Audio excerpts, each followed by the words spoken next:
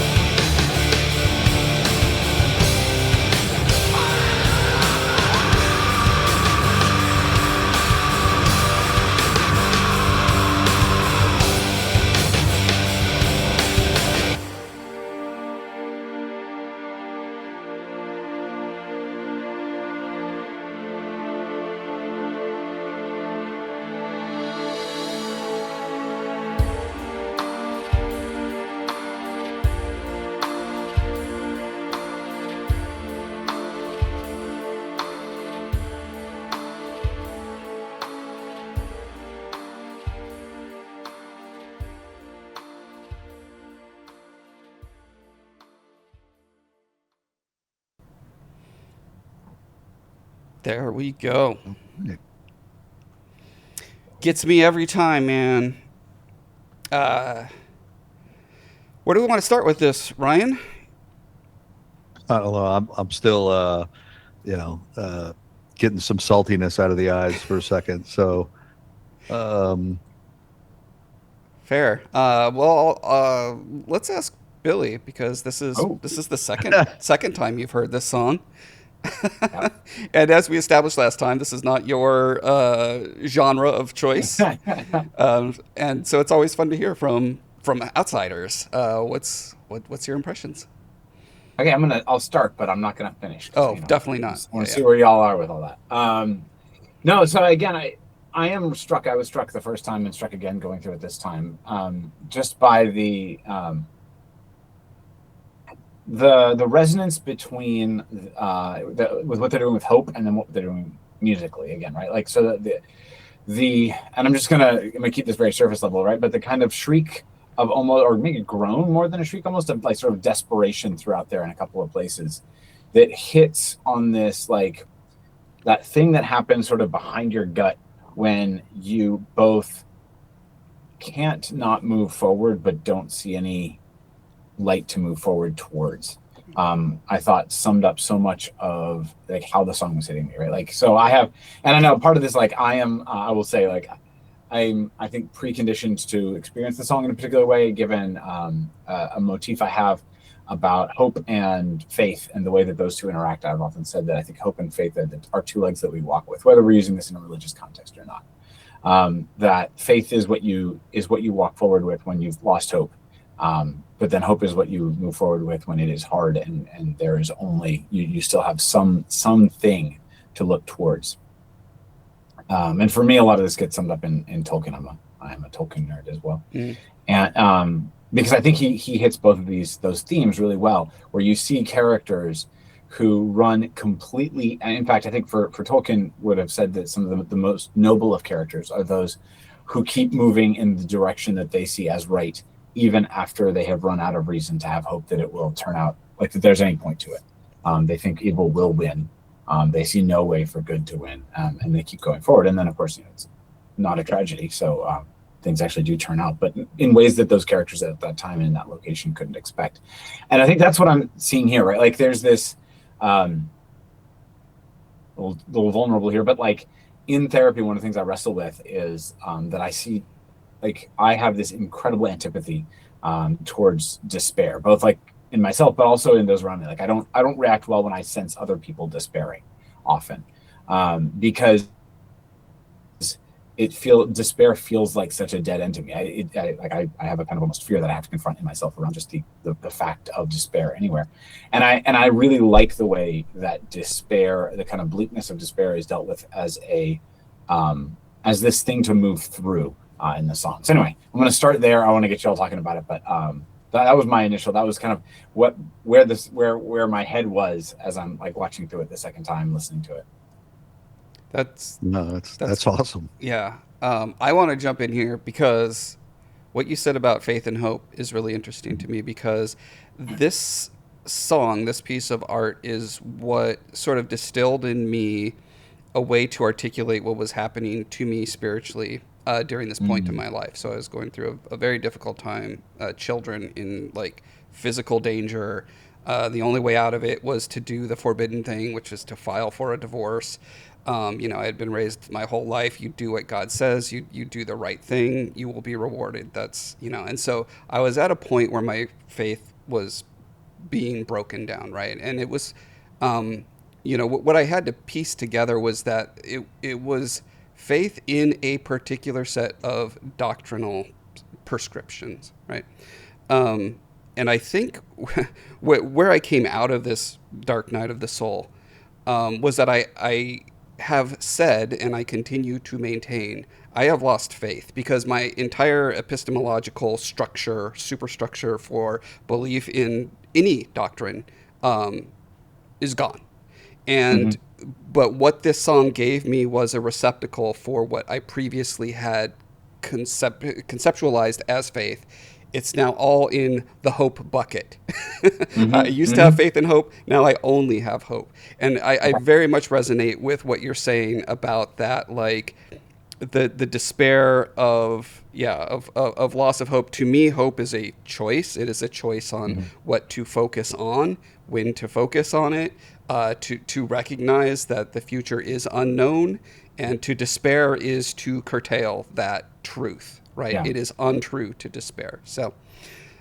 Yeah. Anyway, I just wanted to bounce off of that. that's great. You're probably pregnant with all sorts of things, Ryan. Tell me about it. Well, I'm still processing. I really love Billie's faith hope dynamic and sort of two legs, where one takes a step back, the other moves forward, and vice versa. I had never considered that, and I won't profess to be as perhaps wise on the concept of hope or one's relationship to it, but in my own journey, this song represents a cauterizing of sorts, where you your flesh is disfigured, but you seal it up, and for me, this song represents a cauterization of hope inside me. And I've written about hope in some sort of mythic type writing, and I definitely locate it as something inside me, as opposed to something I rationalize by experiencing the world or using reason. And so I find myself in relationship to hope rather than hope in something external to me. Hmm. And so that's kind of my orientation towards hope. And similar to you, Josh, this song, really activated me during an epistemic, crushing, my deconstruction before the word was kind of a mainstream word. And it also was in the context of a divorce and a number of sort of messy relationships that were excruciating for me. And so that's one of the interesting aspects of this song and why I think it's so relatable compared to, a lot of Virgin Black songs really require work. Like you have to really work at them. They're not saccharine heavy, mainstream songs for a reason. But this one, given the fact that it's written in the context of a relationship, there's so many people that could probably relate to this, even if they're not spiritual, just from examining their personal relationships. The beginning of the song, we fell in love, we dust in our lids, like we were naive, we both had the pain of a severed soul, we were both broken. And so I think it's just a powerful song in so many ways. And I'm glad we waited 10 episodes before we unpacked it, because it would have been tempting for us to start out with this song, Josh, but you and I are like, no, this is like a fine wine. Let's get some experience under our belt before we take on this work of beauty. Yeah, I like it. Anything you want to jump in on that, Billie? Not on specifically what Ryan said. I appreciate it. I want to sit with it. I'm curious where I'm sorry, as both of you have been talking, I want to think about a little bit more about the way that I process I was using hope and faith. And I was really I was really compelled by, gosh, you're talking about hope as a choice you make, as a thing you do. And because I've actually generally processed it in the other way, where I would say faith is the choice you make, and hope is just a description of your experience. So where you happen to find yourself. And so I actually I'm wondering where the ideas, rather than the words, the words are whatever the words are, right? But where the ideas end up actually crossing over and meeting. I think they do pretty deeply, actually. I'm looking forward to getting to it. I also like the theme in here, the themes of sorry, and this is just where I'm living, and especially we're recording this during Lent, so the requirement that life, the fact that life in Christian idiom, we would say eternal life exists on the other side of death, right? I think there is this really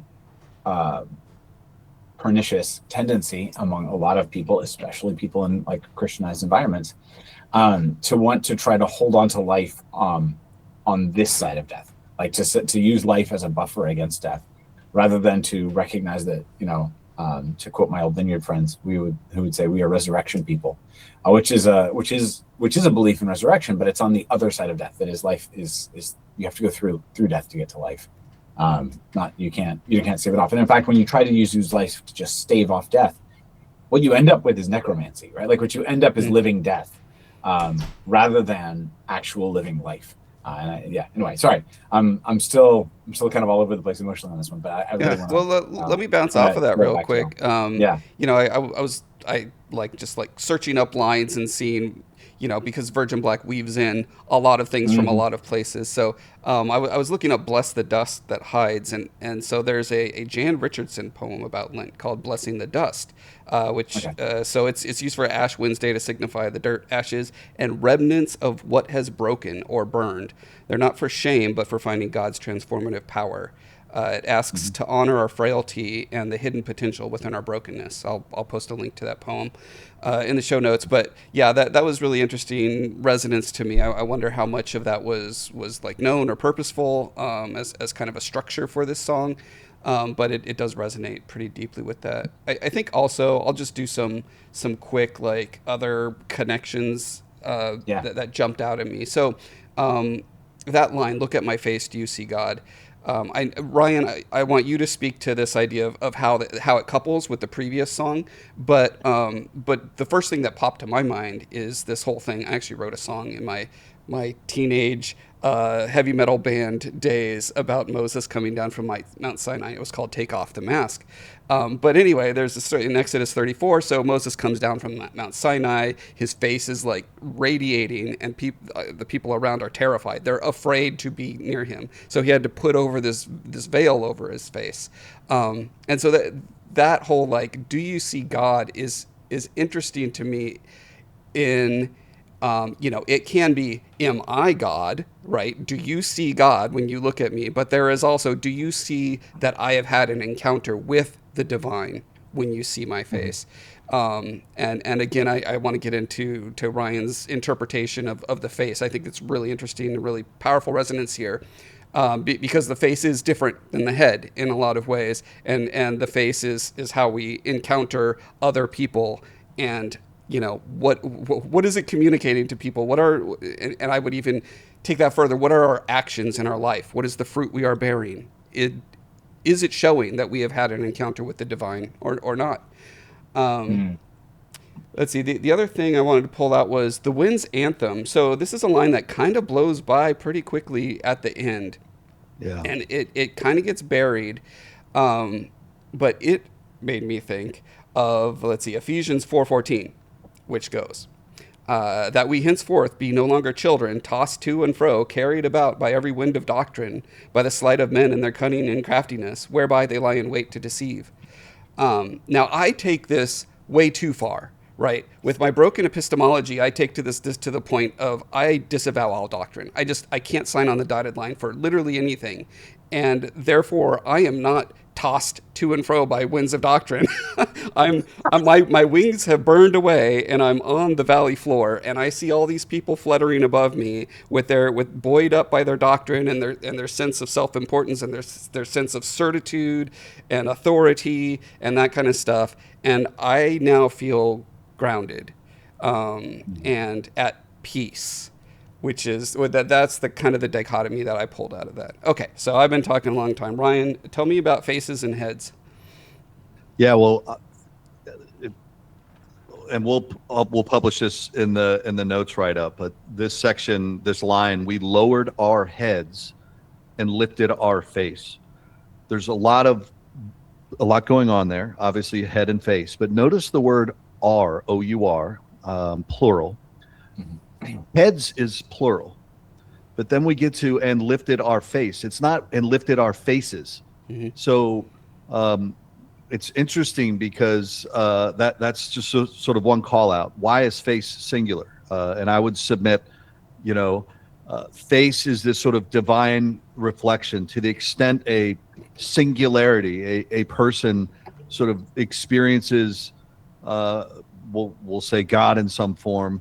There's a kind of merging that goes back to image bearing, in Genesis, let's say, if we're going to, look at Abrahamic lens. But anyway, I had in my notes, the head is the seat of cognition, ego, control, thought, doctrine, the old man words we hear later in the song, persuasive eloquence, the parts of us that construct systems. And face is that, I liken it more to the capital S, true self. It's that private interior world. It's more characterized by vulnerability, exposure, recognition, and encounter. And I know Billie knows this about me. I'm a big Martin Buber fan, and I and Thou, and sort of the face is sort of a dimension or vector of reality where it's characterized by mutual recognition and encounter.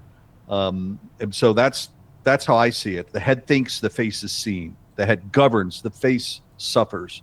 The head builds religion, and the face reveals God. So in light of that contextualizes, the line, look at my face, do you see God?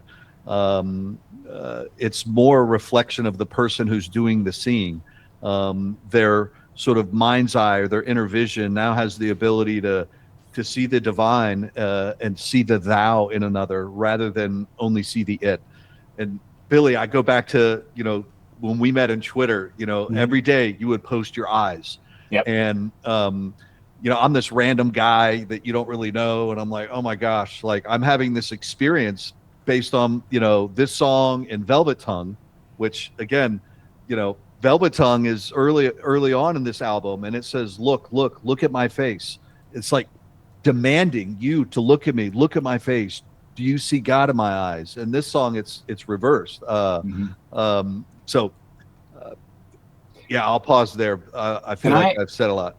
No, so I love all of that, and I know I feel like I'm commandeering the conversation, but can I throw in the two allusions that stuck out to me about that line as I was thinking about this, and then get you to play with them, because I love where you're going. I'm 100% on board with what you're saying. And I want to just throw in the two allusions that line made me kind of think of. And I don't know, I have no idea whether or not these were in the artist's mind when they were written. But one is the famous ending of the Miserable, right? Is to love another person is to see the face of God, right?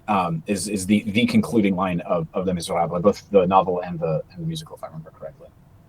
Right. So just that is sitting there. And what you're talking about, that's the singularity of the face, right? If to love another person is to see the face of God, there's one face that we're seeing in the loving of of any person, right? So there is this one shared face. The other line that stuck out to me, just thinking about faces, and it was resonating even more while you were talking about face as authenticity in contrast to head, is one of my favorite poems in the world is the love song of J. Alfred Prufrock.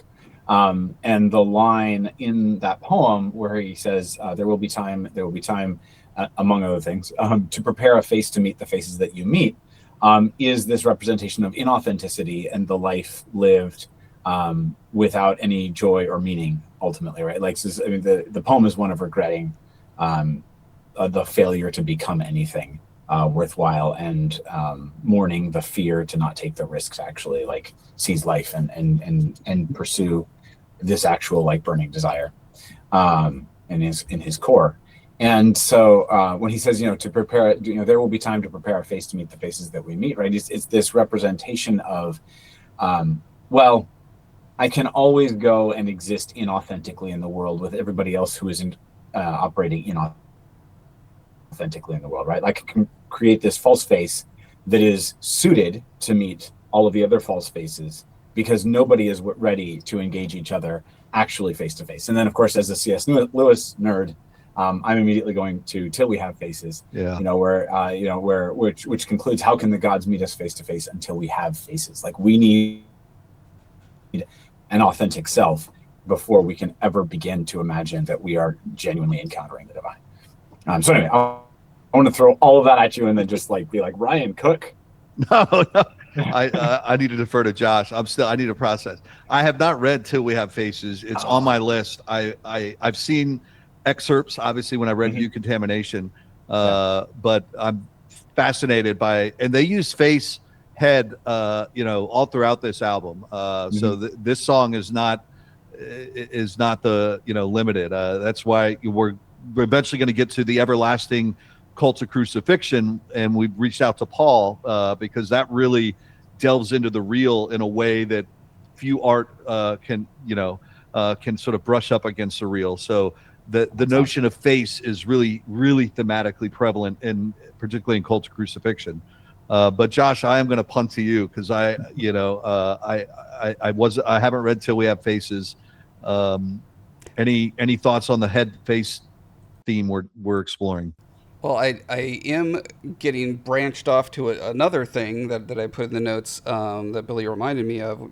Speaking of the face that is interfacing with the world in the way the world desires or accepts, as opposed to a different version of that. And I think that gets to the line, which is, all the lines are my favorite. And the ways of God shriek out of tune. That's always resonated with me so deeply. So what I wrote in my notes is that when should we be suspicious of a prophetic word? When it is in tune with the dominant cultural narratives, right? Like all throughout Scripture, that's the common denominator. There is like when power cosigns a prophecy, that's when you know it's off. And it's why the church being in bed with the government is bad for the church. And so much of what's going on in Christian nationalism in the U.S. right now is kind of like the sort of coming to a head. This whole I don't know what it is, but the church having the evangelical, particular, the largest sect of Christianity in the U.S.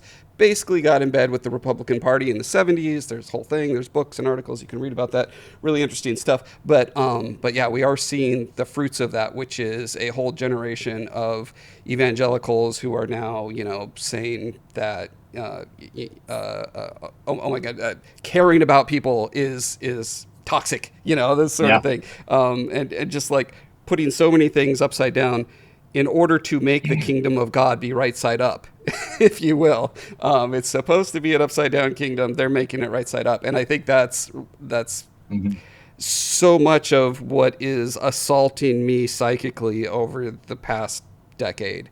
Has been seeing this transformation and seeing so many loved ones and former friends and family who are going that way and shrieking out of tune. And they hear shrieks, right? They hear the woke, cucked, liberal, blue city, blue-haired, screaming feminist guy. And it's like, I don't know what to do. I don't know what to do about that. So yeah, this is it's just, it continues to resonate. It continues to be profound in that way, which was a very much derailment from faces and heads. So if you want to go back to that, Ryan, feel free. Well, no, I mean, that shriek out of tune line is, I've always loved it in this song. And I'm definitely somebody that I'm like you, Josh, like, I used to be a systematic theologian, if you will, like an R.C. Sproul reform guy that, Billy knows that type, the theobro before that word was coined. I almost went to Covenant Theological Seminary out of St. Louis. So I'm so glad I didn't culminate or consummate that path, because I'd be in a much different place. But for all that to say, I used to put a super high premium on theology, and now it's about as valuable to me as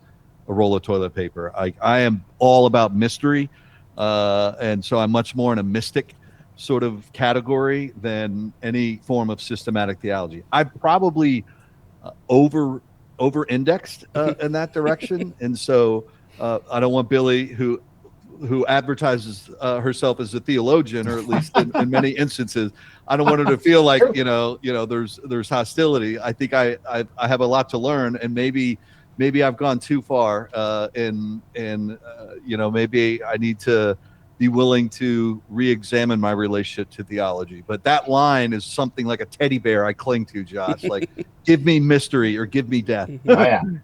No, Ryan. Okay, so first off, you do theology all the time. I think what you're talking about is just an antipathy towards, I think later on you specified systematic theology, and I'm with you. Systematic theology is horribly problematic because it is fundamentally an attempt to cram God into categories, and that's not going to work. But you're doing theology, doing apophatic theology, doing mystic theology. When you're talking about God, you're doing theology, and you write theology on the regular. So it's just it's just less Enlightenment white man theology, which is probably a good thing to be moving away from at this point. Yeah, yeah. You're right. It's systematic theology that I have such ire towards. And I'll join you there. And you and I, Ryan, are talking about, like, you know, a previous life and how we've sort of changed into this new person, which is reminiscent of one of the themes of the song is this old man, right? Which again brings me to the, you know, putting off the old man. It's Paul who says that, right? Where does he say that? Ephesians or something? And, you know, because they're corrupt and deceitful, and you're being renewed by the spirit of a new mind, something along those lines. I had all of these verses memorized for Bible quiz back in the day. So yeah, it's very much this idea that you know, there was a version of me, it changed. Did it change for the better? Like, according to my perception, yes. But what is my perception? I don't know.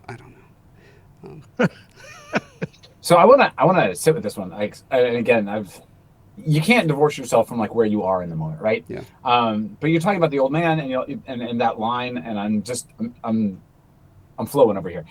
So I want to hit that, like, there's that thing of this death that we have to go through, and that life is on the other side of that death, and the pain of that death, and embracing it regardless. You've got that First, I read that whole section with the old man's words as this like confession of the temptation to live in a way that is comfortable, in contrast to the ways of God that shriek out of tune.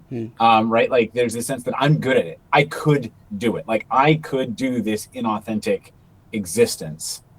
So then you get to bless the dust that hides this unlamented head. Right? It's thank God for the death of that. Like, thank God that this thing is just doomed. It has to, that it's got to face, that it's facing death, right? So that's the, like, we're in Lent. I'm reading Ashes. It's the way I'm interpreting everything right now, right?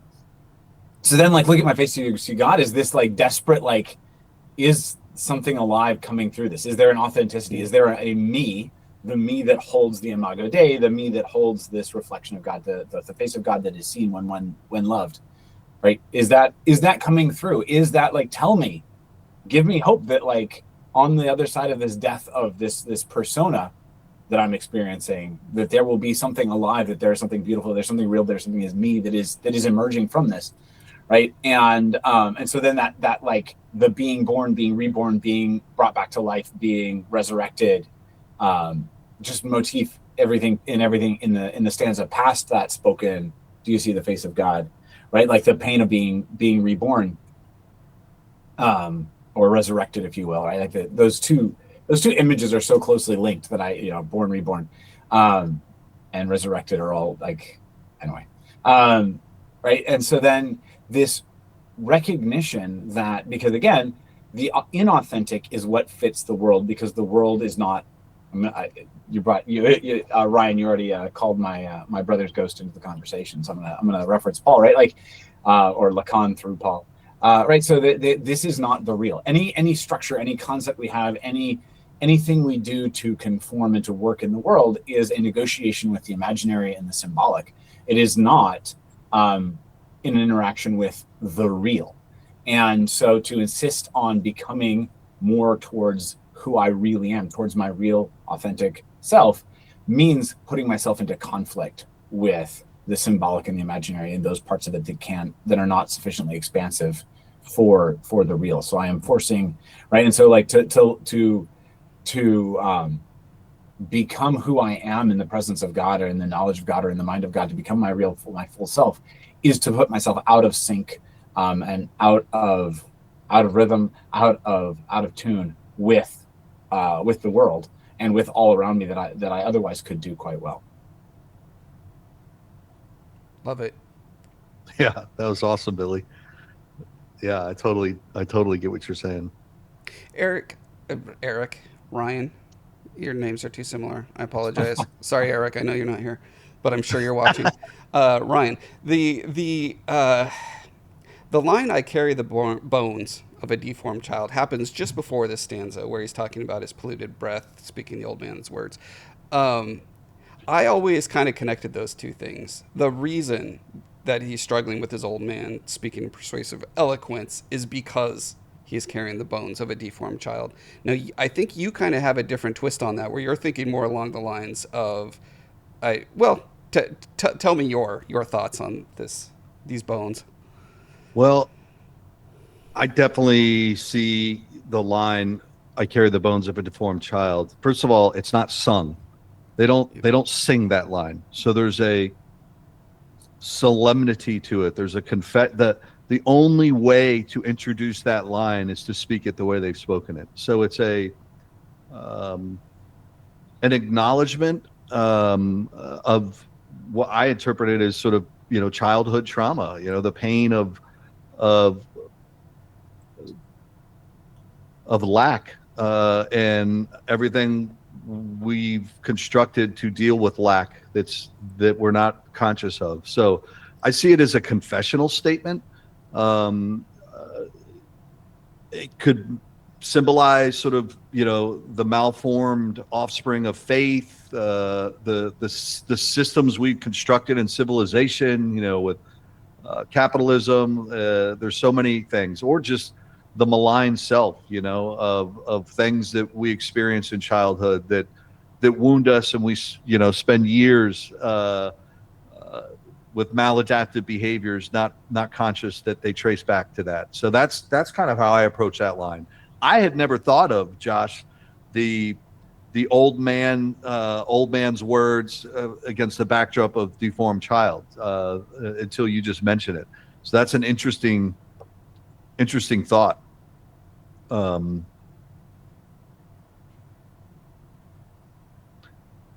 I think the other thing I like about this is, the use of the word carrying. It implies an active verb in the present. Not "I carried," not like, oh, that's buried, that's done with. Like, to live authentically is, Billie was describing, is it's a it's just a constant act of, how do I carry that? And one of the risks we run is to sort of put it in a cupboard in our life story, in our cognitive meeting apparatus, and then seal that cupboard shut and say, all right, I don't need to go there anymore. I've dealt with it, or I've healed from it.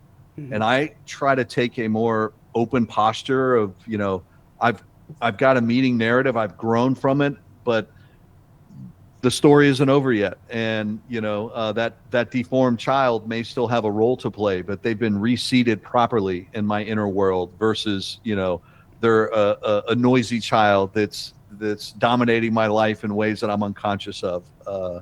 So I've said a lot. I think of bones as this is the structure under Ooh, yeah.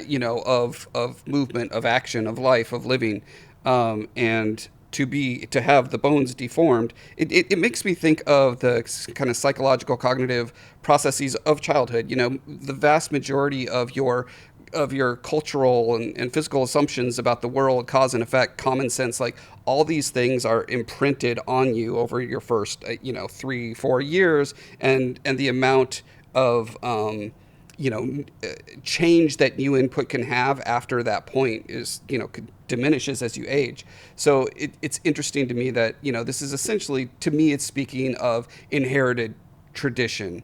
And all tradition is necessarily going to have its pros and cons. Some are more deformed than others, and can deform people in different ways.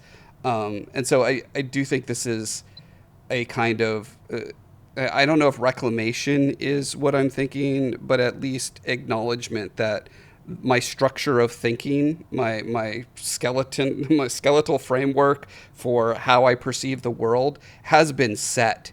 And that child may be dead, but those bones continue to persist in my apprehension of the world. I also want to speak to persuasive eloquence. That's something I've always struggled with because, before and during my deconstruction phase, which was probably good, I don't know, depending on how you would chart it, 5 to 10 years. I leaned in hard to Christian apologia. I was online keyboard warrior, Theobro equivalent, but I never went to seminary slash cemetery. They're often side by side, and the amount of effort that I went into persuading myself eloquently, and I'm blessed with being somewhat articulate, and what I found is a double-edged sword. I could convince myself just as easily as I could convince other people. And so those words, it's funny, until you brought up your contextual framework, Ryan, until today, reading it, or yesterday, I had not really thought about it that way, but this does resonate really hard. Like, my old man was very good at speaking words with persuasive eloquence, and that dust that hides the unlamented head is sort of a road to Damascus moment for me, in that, like, I had to be blinded. I had to have my epistemology and presumption shattered to be able to come out the other side. Yeah. And so I think that's there's a lot there. I mean, that's like, I think that's everything in terms of that, the persuasive elegance, right? The curse of being very good at lying to yourself, right? Like, if you're bad at lying to yourself, then the advantage to that is that you're going to at least draw closer to the truth sooner. Right, where persuasive eloquence becomes this really dangerous thing, because as humans we're really good at justification. In fact, like, we tend to, I think I'd go so far as to say that most of the time we just operate as justification machines. Mm-hmm. Most of our thinking, and not all, but most of our thinking involves telling ourselves stories about why what we're doing and why our impulses are correct. Right, so I think identifying that with the old man's words and this thing that is keeping me trapped, to me it makes a lot of sense. I also want to make sure that we have plenty of time to talk about the titular wings. So, reading Ryan's work on this and comparing it to my work on it is a really interesting compare and contrast to me, because the way I always interpreted this song is that our wings are burning off. That word is never said. I don't even know if it's implied, but I always got this sense that the glorious pain was having the wings burned away, which, going back to my metaphor of, like, now I feel like I'm settled on solid ground, and I'm not fluttering around, buoyed up by all these, the wind's anthem, as it were. But there's the opposite interpretation, which that the wings burning while painful is the necessary step to upward movement, right? And so I think, like, when this song hit me at that point in my life, I needed grounding, and that's what I read through this text, and it came out in that way, and I became grounded and at peace. But through that process, and maybe this is kind of the hope-faith dichotomy here, or dichotomy is the wrong word, but coupling, is that I stopped seeking the upward trajectory, right? Like, I'm happy to be here down on the ground doing my quiet work, somewhat solitary. I've become disconnected from the church body in many ways, from, lots of wing type activity that I used to be engaged with. I no longer am, right? And so that's kind of I think Ryan's interpretation is a call to action to me to, like, reconsider my posture towards that kind of stuff. So, shout out to Ryan's interpretation. Tell me about it, Ryan. So Seska, 15 years ago, back when Virgin Black had a website, they had interviews about this song. And I remember those interviews I can't find them anymore, but I have some context that I remember from that interview. And I can't quote it verbatim, but Seska is very she doesn't just come right out and give you, the answer. But she did say that wings, we often view them as forms of freedom. Wings enable us to ascend or to fly and have a view of the world. And so the point she was making is sometimes what we think of as things that are providing us freedom or comfort, whatever, are actually constraints holding us back. They're actually chains. Again, she didn't use that language, but that was my takeaway in reading her commentary on this song and this particular the symbolization of wings. And so it's essentially, to ascend is to you must descend in order to ascend. And obviously, I think you and I, Josh, I can't speak for you, but to the extent that I know you, we went through an era of spirituality that was more characterized by ascension type behaviors and thinking that was probably accompanied with spiritual bypassing, with not doing the interior work necessary. Yeah. And so I see the wings burning in that everything that comes with it. The epistemological shattering is a window of opportunity to descend, and in that descent is when everything you were looking for in the ascension-based approach, you actually discover inwardly through the sort of descent-based embodiment. So I don't know. Those are my thoughts. That's where I'm at. I'm much more of a turn left and cultivate an interior life at this stage. Billie, how do you see the wings? I'm struggling with it. I in terms of like coming up with much beyond what you said. The fire part of it, the burning part of it, was kind of what resonated with me from both the title and then from the lyrics.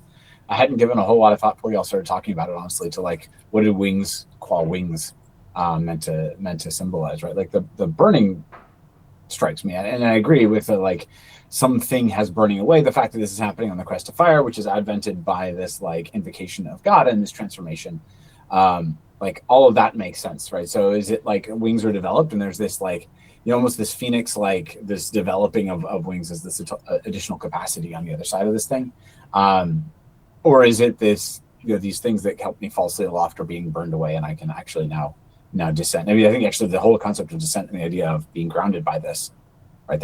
That's I think y'all saying basically the same thing, or at least some very, very, very similar things on that front. Yeah. And it's true. I mean, with 100% that like you got to descend before you can ascend. And this is what Dante did, right? You got to go through hell before you can get to purgatory and then paradise. I do want to read. Normally we wait to the end to give recommendations, but going back to the very beginning of this episode, this whole thing is about highlighting, Virgil Black and building community. And there's a lady out there who I've met on Instagram. She goes by the handle Nynnmah, and I got her permission to read this. She does e-zines, and she has a really brilliant e-zine on this exact topic that we're discussing. Are you trying to say the word zine? I think he is. Okay. Yes, zine. Yeah. Thank you, Josh. You always correct me every episode. I get ahead of myself. But she had this random post, and she's a big Spine and Virgin Black fan. She's very articulate. I think it'd be amazing to have her on as a guest sometime. But here's what it said. I guess he feared like Icarus. I'd fly too close to the sun, but it's not the sun that I fear. It's not even hell. It's being chained. It's being bound to a life that is not my own because it's safe, because it plays into the fantasy of belonging in a place that demands compliance. Harkening back to Billie's earlier commentary on the symbolic and imaginer. I'd rather fall. I'd rather burn. Perhaps the solar rays will melt the chains like the wax that bound Icarus's wings together.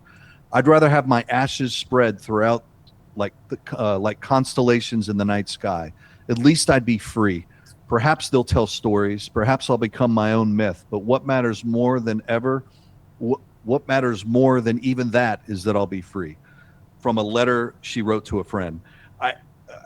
It just plays into this topic of wings. I just felt compelled to read it now. The story of Icarus flying close to the sun.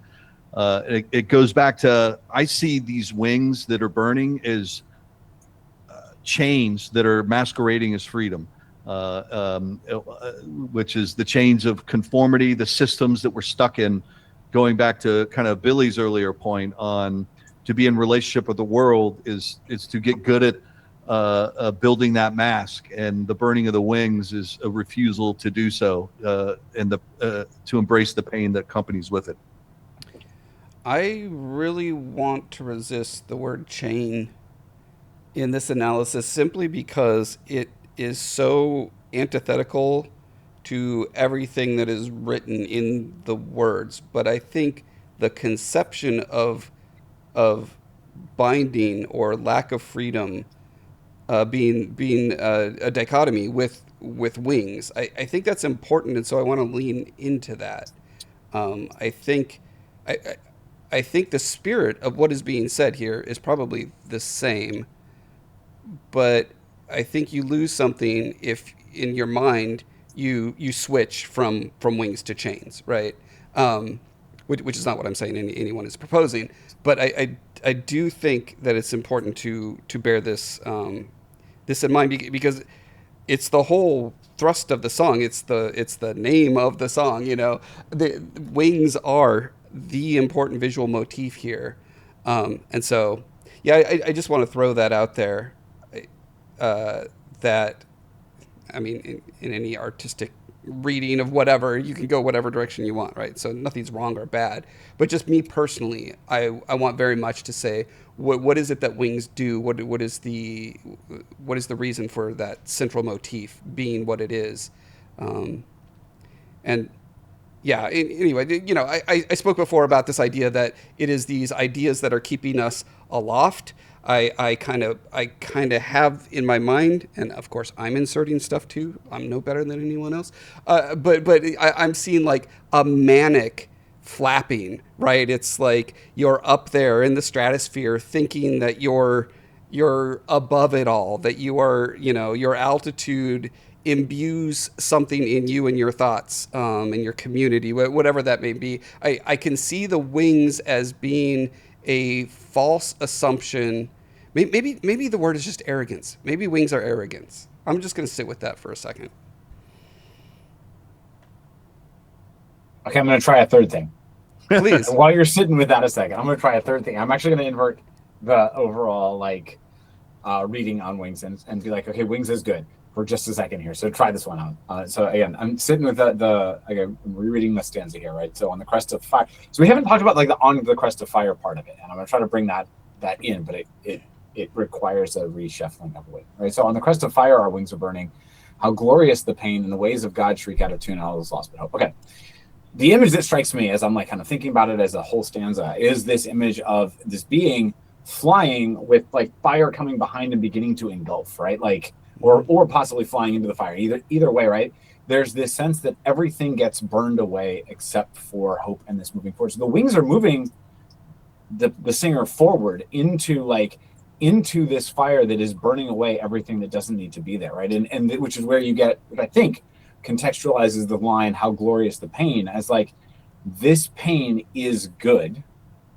The wings are not fundamentally bad. It's just they're burning because you're going through this thing that feels like it is going to kill you, and yet hope flies out the other side of this fiery, you know, this ordeal, which is itself rebirth, which is itself resurrection.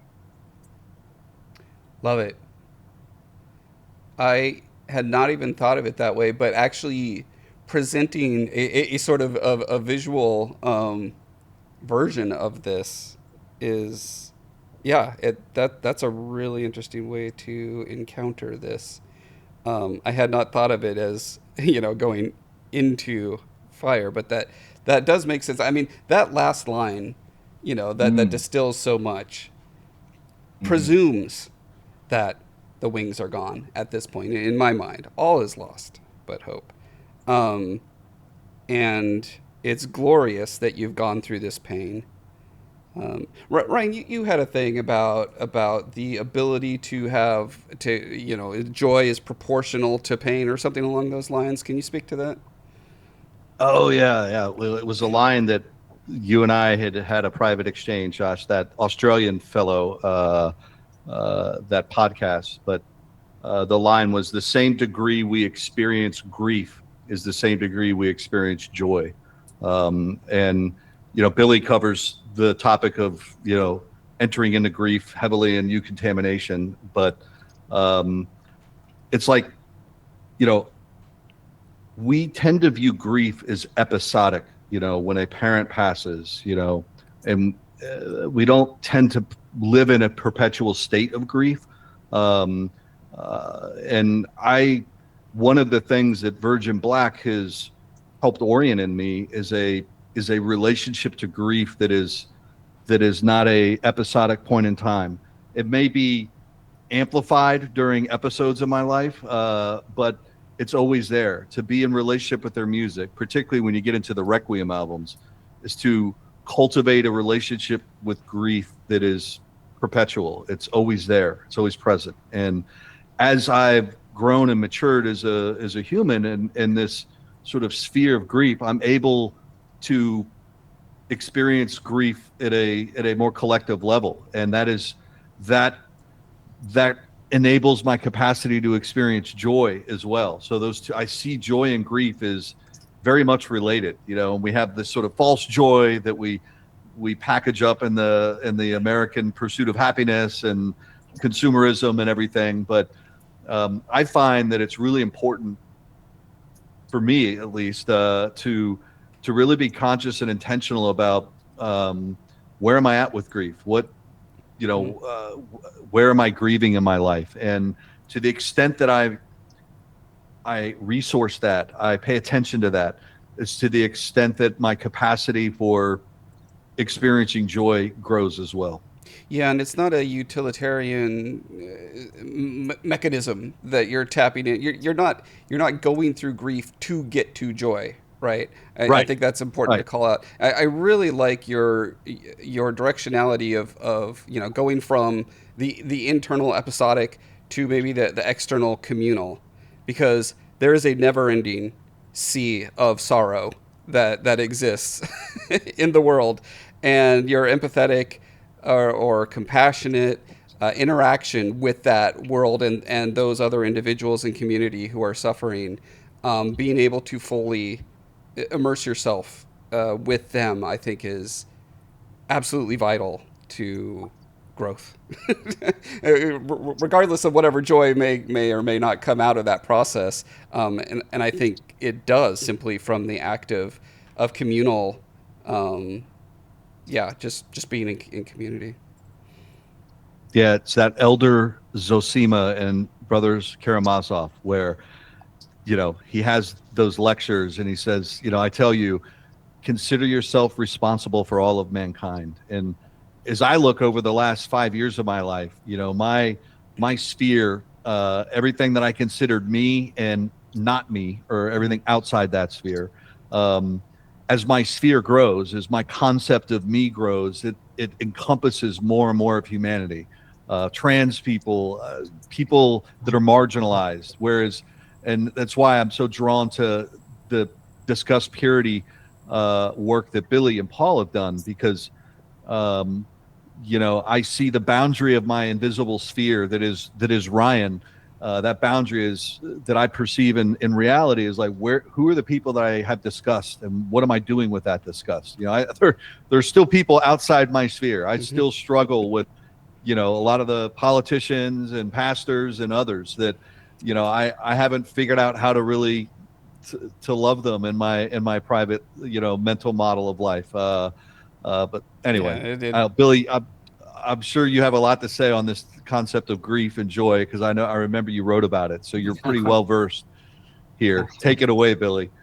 No, I mean, honestly, you covered most of what I have to say, what I like to talk about when it comes to grief. I think, the first thing I was thinking about actually was just, on the necessity of grief for joy. It's just the simple psychological truth that represents, that like our capacity to experience joy is bound up with our capacity. Like it's the same capacity as our capacity to experience grief, in the same way that like our capacity to experience sweetness is bound up in our capacity to experience bitterness and sourness.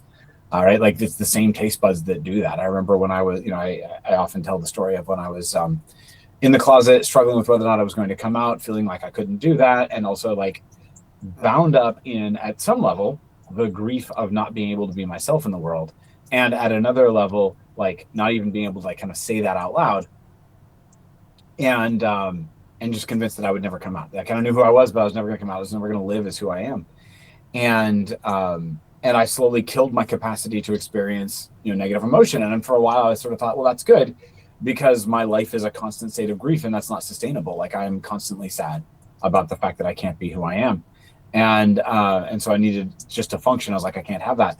And then what I started to notice, and actually what drove me to seeking therapy, was when I started to recognize that not only am I not experiencing grief anymore, I am hardly experiencing joy anymore. Like you can't, any therapist out there will tell you that you just simply can't selectively numb your experience. You cannot numb one set of emotions without numbing all of them. You can numb emotions, but not selectively.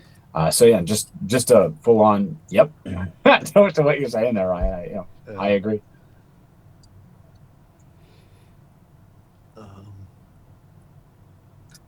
I do find it interesting that on this album, the first song on the album is Adorned in Ashes, and the album ends with Burning. And I think it's interesting. I mean, normally you start with Burning and you end with Ashes, and this album reverses it. And I don't know, have you, Billie? You're obviously not familiar with the album in the sense that you've just heard a couple of songs. Mm-hmm. But Josh, have you ever considered like, the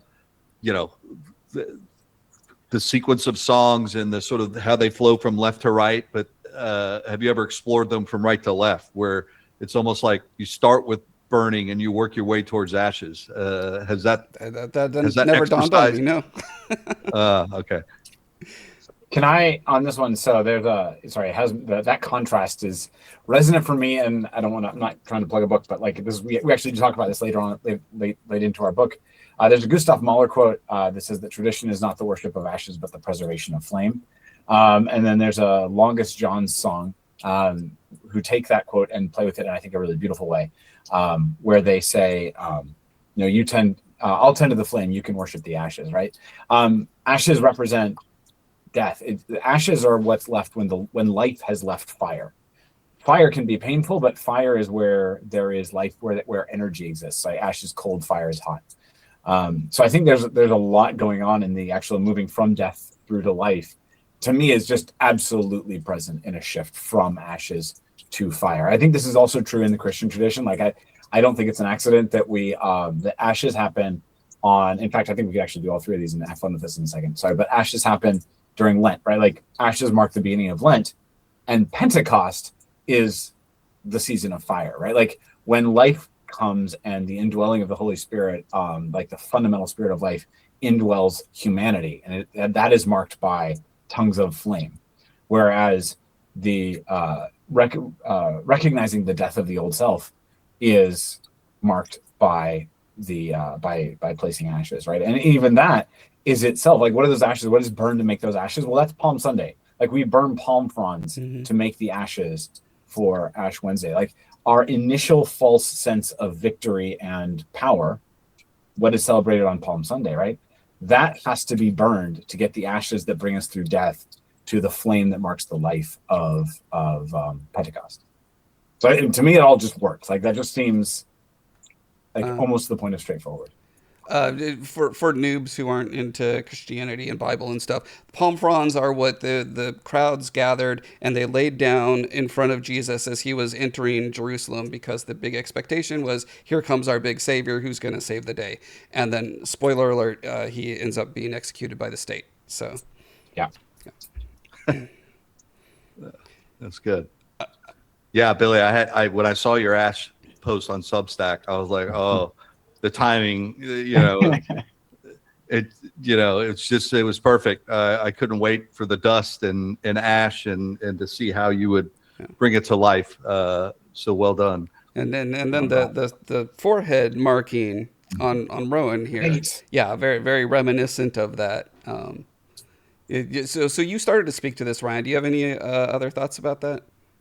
Yeah, I think that's a really, really, really important. That's partly why, Josh, I advocated for us showing the video is to witness the physical intonation of Rowan and the emotion, but also to observe that, sort of inverted sun, if you will, where it to me it's this symbolic representation of Virgin Black. Mm-hmm. Go back to the roots of what does the name of the band mean, Virgin Black. And it's again defined by Seska as an anomalous harmony between the juxtaposition of purity, Billie, that's a word you're very familiar with, between purity and human darkness. And that symbol, I discuss that symbol in my writings, Josh. Yeah. It's this kind of Eucharistic sort of type picture with this ashen sort of, think of a sun, and instead of the sun rays being bright light, you start to see shadow coming out. I think it's a really interesting symbolic representation of kind of the essence of Virgin Black, which the band really cites is they're all about finding hope in tragedy. I mean, that's really what they stand for. That's what their music's about, hope and tragedy, which is clearly evident on this song. Yeah. Can I read the Tolkien bit? Like Absolutely. it fits so well. Can I read? Like, this is my favorite. I was talking earlier about this like thing of faith and hope, and I want to just concede the words here. So this is going to use the language that I use it, where like hope, faith is what continues on after hope has died. But I think the way y'all are using hope, I think the way hope shows up in this song as well, is actually what I have just called faith, right? It is that, because it is that like determination to keep going. So I just want to like pin that, and then I'm gonna read this. This is, and again, Tolkien nerd, but like this is from Return of the King. This is the end of the story, and this is where Éomer has been fighting all day, and for a second it looked like they might have a shot, and then they see these black sails coming up the river that they assume indicate victory for the enemy that they are fighting, like that their enemy is about to get a whole bunch of reinforcements and that they're kind of doomed. And I, just like y'all were getting a little teary listening to the song, to this day, I can't get through this quote without tearing up. So excuse me on this one, but here we go. So Éomer, the good sort of prince who's been leading his people in battle here, says, "Now Éomer looked to the river, and hope died in his heart. And the wind that he had blessed he now called accursed. But the hosts of Mordor were enheartened, and filled with a new lust and fury, they came yelling to the onset. Stern now was Éomer's mood, and his mind clear again. He let blow the horns to rally all men to his banner that could come thither, for he thought to make a great shield wall at the last, and stand and fight there on foot till all fell, and do deeds of song on the fields of Pelennor, that no man should be left in the west, though no man should be left in the west to remember the last king of the mark. So he took to a green hillock, and there set his banner, and the white horse ran rippling in the wind. Out of dark to day's rising, I came singing in the sun. Sword unsheathing, to hope's end I rode, and to heart's breaking. Now for wrath, now for ruin, and a red nightfall. These staves he spoke, yet he laughed as he said them. For once more the lust of battle was on him, and he was unscathed, and he was young, and he was king, the lord of a fell people. And lo, even as he laughed at despair, he looked out again at the black ships, and he lifted up his sword to defy them." That's right. Every single time, right? Like just that, like, and again, to me, like the resonance with that stanza that I got stuck on, right? It's, I don't know, but I'm gonna keep moving forward, even as every single part of me is burned away, because I have to get through this to the thing on the other side, and I'm just gonna keep doing it even when I can't see anything. The only thing that's left of me is what I'll call hope. Yeah, I think that's a beautiful place to end it. Does anyone have any other insights to share? No, I'm with you, Josh. I think that's a great kind of way to solemnly just respect the sacredness. Yeah. Let's give our recommendations. I actually thought about what kind of recommendation to make for this, because we recommend all kinds of media and stuff. And I think to honor sort of the we're going to share our blogs and stuff about, how the song resonated in our lives at the time. But beyond that, I've been grappling with, like I said, over the past decade, there's a loss of community, of family, There's, we feel a certain percentage of the population, in which I am a cohort, feels immense sort of sadness and loss over the perceived status quo that, while never great, was at least a kind of stability for us, and had lots of, um, physical and psychological benefits for many people, especially those of us who have all the,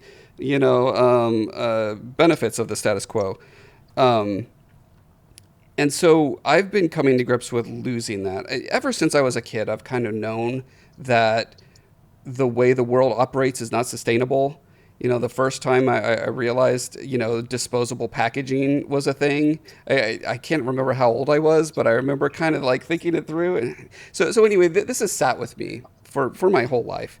And especially lately, as more and more information about the coming climate issues are coming, and the problems that's going to put on all sorts of social, ramifications, political ramifications, et cetera, et cetera. Anyway, there's a lot to grapple with, a lot to deal with. So my recommendation, there's this guy who's got a YouTube channel. His name is Nate Hagens, and he's the one that I've found that is grappling with what me and him agree with is an upcoming loss of many things. So his big thing is called the Great Simplification. He's not predicting anarchy and the end of the world. What he's putting forth is a clear-eyed, sober kind of understanding that as our resources diminish, as our policies continue to fragment, as immigration becomes more forced, et cetera, there are going to be all these ramifications. And so it's it's helped me into a process I would call pre-mourning, where I see this thing coming. I see future generations are going to have to grapple with this, probably my generation as well. And so his work, he's got podcasts, YouTube videos, et cetera, et cetera. Just his work in general. I'm just going to link to his channel, his main presentation. Take it for what you will. Anyway, this all is lost but hope is I think what resonates across how I feel and what this guy's work is doing. So that's my recommendation. Who's next? Ryan? Yeah, I kind of already went, assuming we don't do any edits. But yeah, I've found somebody who's a big member of the Virgin Black community, and I'd like to just give a shout out to them. We'll include their handle. Check out their Instagram feeds. This person, her handle again is Nynnmah. She does a lot of videos. She's a articulate individual that's got a lot of unique ideas, and so I just wanted to introduce the broader VB community to her work. If you like Virgin Black, I suspect you'll be intrigued by her thinking. So, shout out to Nynnmah. Cool.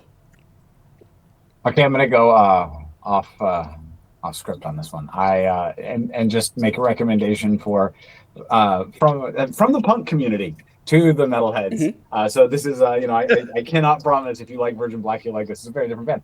But my recommendation, this is just one of my, I come here with music, but also thinking about what Josh was talking about in terms of prediction and kind of where things might go. I want to say go back and listen to all of Chumbawamba's stuff that isn't tub thumping, because everything they did that wasn't tub, I actually like tub thumping, it's fine. Are they Irish anarchists? Is that they're British, okay, mostly. I think most of the British anarchists, and honestly, their music so effectively was warning everybody that we would get to where we are now, and like so many punk anarchists, they were not listened to. So it's a lot of sort of folk punky anarchist stuff, and I'm going to say go listen to it and think, oh my gosh, I wish people had been listening to everything they had beyond just turning them into these one-hit wonders. So what's the album we should start with? Anarchy is actually a good one. Okay. And I would start with Anarchy, but pretty much all their albums are actually fire. Awesome. Okay. Did they do the song Anarchy in the UK that Megadeth did? Okay. They did not. They did do the song The Day the Nazi Died, which has been making the rounds recently on social media, because essentially it's why are we celebrating the Nazis aren't gone yet? Yeah. Yeah. Yeah. Okay. Awesome. Yeah, I look forward to doing that because I literally know their one song. So Oh no, they're so good beyond that one song. That was like their most poppy possible thing. Everything else is like, again, punk and folk punk, okay, and just like musically really creative stuff. cool. Right on. Okay. Well, we'll call it Well, there. And thanks everyone for joining us. Boy, that this one went long, but it had to. We've had Yeah. pent up thoughts about this for decades now. So Yeah. okay. Cool. Uh, Thanks, yep. everyone. Have a good one.